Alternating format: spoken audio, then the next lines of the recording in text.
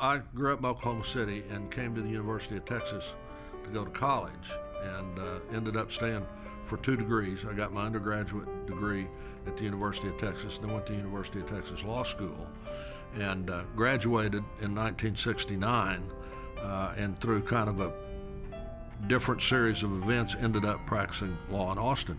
Austin was a lot smaller then. There wasn't a whole lot of legal business in Austin. It's hard for people today, as big as we've gotten, to remember Austin in the 60s.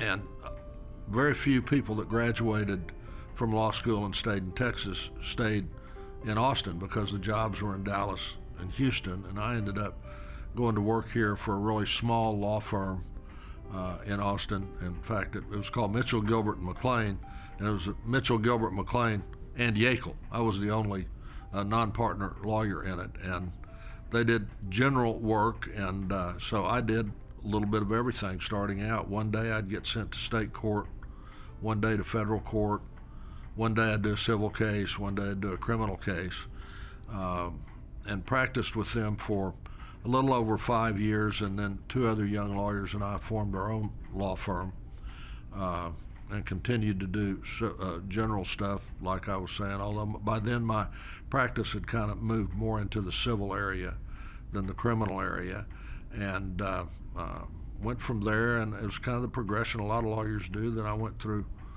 several law firms, and in 1990, a little law firm I had merged with what was, by the standards of the day, a large law firm, Clark, Thomas and Winters, and that's where I spent my last 8 years of practice till I went on the State Court of Appeals bench, the Third Court of Appeals, in 1998. And then I served on that bench for 5.5 years till mid-2003, when I was fortunate enough to get confirmed to be a United States District Judge, which is the position I hold now, and I've held since mid-2003, or almost 20 years. I consider being a lawyer a worthy calling, and no matter the criticism that the media often gives to lawyers, lawyers work really hard, and lawyers are good and generous people. You will always find lawyers involved in charity and charity work. On the bench, it's a little bit different because we have some restrictions, so we don't get a conflict of interest on what we can do. But most of the judges I know that are good judges try to get out and become active in bar affairs, and give talks and try to mentor young lawyers coming up. The Austin bar is a really good bunch of lawyers.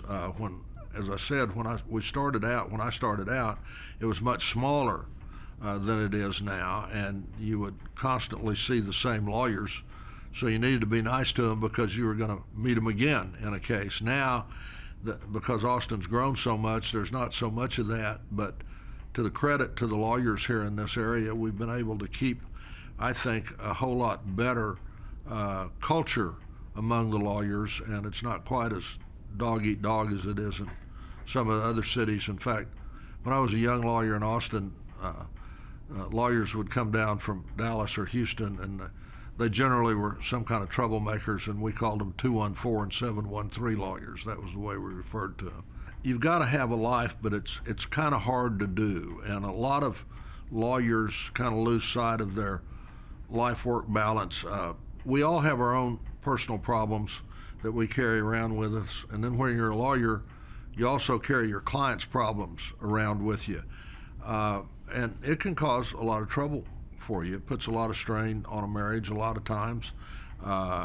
You've got to learn that you need to take vacations, because it's far too easy to say, well, my client's going to need me that week, I'm not going to take a vacation. And I remember the first time it dawned on me that I really needed to do it, and a client said, well, you can't be out of town that week because such and such is going on. I said, you remember 2 months ago when I told you we were trying to schedule your deposition and you said you had a vacation plan? And he said, yeah. And I said, well, you went on a vacation and I worked it out. Well, this time I need the vacation, so we'll work it out. But you have to do that. Lawyers get drawn up in things and think they've got to spend 24/7 just dealing with their client situation, and you shouldn't do that.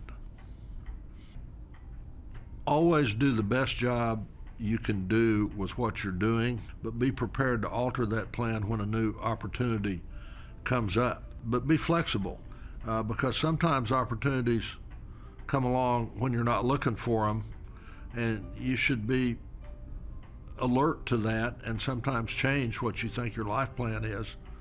Opportunity is often missed because it comes dressed in overalls and looks like work. So, I would say anything to young lawyers: don't be afraid of work. Most of the things worth doing in life are hard, and that's why you get ahead, because you're willing to do the hard chores. And you can get tunnel vision if you only know about one area of the law. And so it's good to get out of your depth and do something different every now and then, because it will give you a new perspective on what you're doing in your area of expertise. I have been practicing law in Austin, Texas, either as a lawyer or a judge, since 1969. My whole career's been spent here. I never went out of town. I know the lawyers here. I know the other judges here. I learned from the judges here. I learned from more experienced lawyers here. And it is a real honor for me to get to this stage at my age and get an honor like this. It's kind of a great cap to what has been a very satisfying career for me.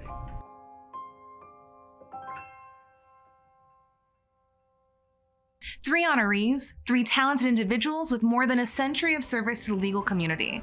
Let's thank again Judge Laura Livingston, Bobby Taylor, and Judge Lee Yeakel for all they do for Central Texas. It's time for us to raise a glass and celebrate these distinguished lawyers, and also find out who's going home with $10,000 or a diamond necklace.